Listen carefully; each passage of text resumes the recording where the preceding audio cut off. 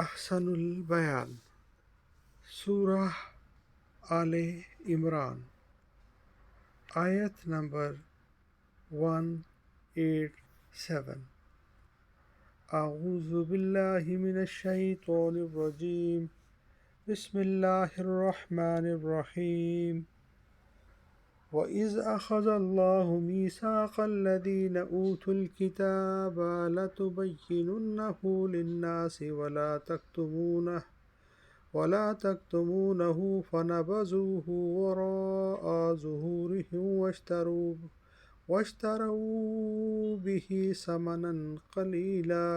فَبِئْسَ مَا يَشْتَرُونَ وَإِذْ اور جب اخذا لیا اللہ تعالیٰ میثاقا عہد الذین وہ لوگ جنہیں اوتوا الکتاب کتاب دی گئی لا تبیننہ سے ضرور بیان کر دینا للناس لوگوں کے لیے ولا تکتمونہ اور نہ چھپانا اسے فنبذوہ تو انہوں نے اسے پھینک دیا وراء پیچھے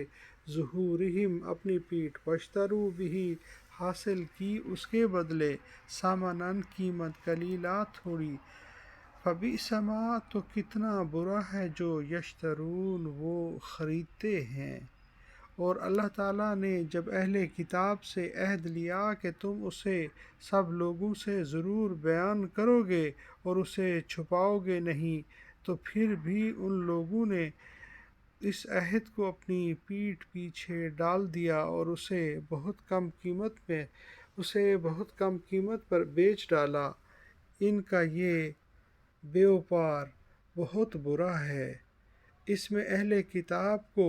بتایا جا رہا ہے کہ ان سے اللہ نے یہ عہد لیا تھا کہ کتاب الہی یعنی تورات اور انجیل میں جو باتیں درج ہیں اور آخری نبی صلی اللہ علیہ وآلہ وسلم کی جو صفات ہیں انہیں لوگوں کے سامنے بیان کریں گے اور انہیں چھپائیں گے نہیں، لیکن انہوں نے دنیا کے تھوڑے سے مفادات کے لیے اللہ کے اس عہد کو پس پشت ڈال دیا۔ یہ گویا اہل علم کو تلقین و تنبیہ ہے کہ ان کے ہاں جو علم نافع ہے جس سے لوگوں کے عقائد و اعمال کی اصلاح ہو سکتی ہے وہ لوگوں تک ضرور پہنچانا چاہیے، اور دنیاوی اغراض و مفادات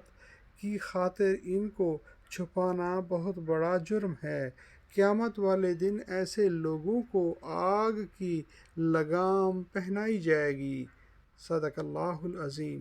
اللہم صلی وسلم علی نبینا محمد وآل محمد۔